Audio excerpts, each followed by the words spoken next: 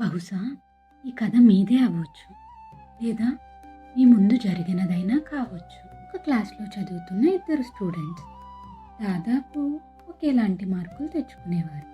కానీ వారు నేర్చుకునే విధానాలు మాత్రం వేరు వేరు. రామ్ ఎప్పటిదప్పుడు కొంచెం కొంచెంగా అర్థం చేసుకుంటూ కుదిరినప్పుడల్లా రోజూ చదువుతూ ఉండేవాడు. అతను పెద్దగా మార్కుల కోసం పట్టించుకునేవాడు కాదు. అర్జున్ దీనికి పూర్తిగా వ్యతిరేకంగా ఉండేవాడు. పరీక్షల ముందు రాత్రి పగలు అని తేడా లేకుండా కష్టపడి చదివేవాడు. ఇద్దరికీ కూడా మార్కులు ఒకేలా వచ్చేవి. ఒక్కొక్కసారి అర్జున్కి రామ్ కంటే కూడా ఎక్కువ మార్కులు వచ్చేవి. 10+2 పూర్తి అవ్వడంతో పై చదువుల కోసం ఇద్దరు స్టేట్ ఎంట్రన్స్ ఎగ్జామ్ రాశారు. ఈసారి రామ్కి 5 మార్కులు ఎక్కువ వచ్చి అర్జున్ కంటే మంచి ర్యాంకుతో నిలిచాడు.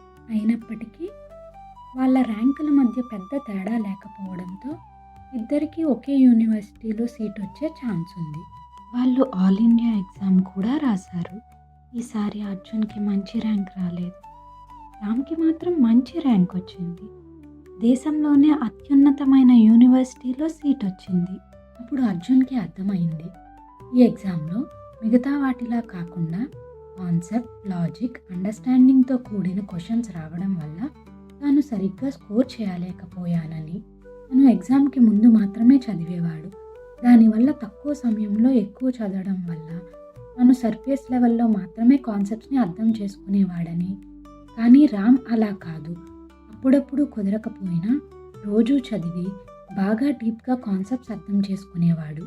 ఆ రోజు అర్జున్ తను అప్పటి వరకు నేర్చుకున్న పాఠాల కంటే గొప్ప పాఠం నేర్చుకున్నాడు. రిజల్ట్స్ కంటే ప్రాసెస్ పైన ఫోకస్ చేయండి. సక్సెస్ దానంతట అదే మీ వెంట వస్తుంది. Please do subscribe for more videos.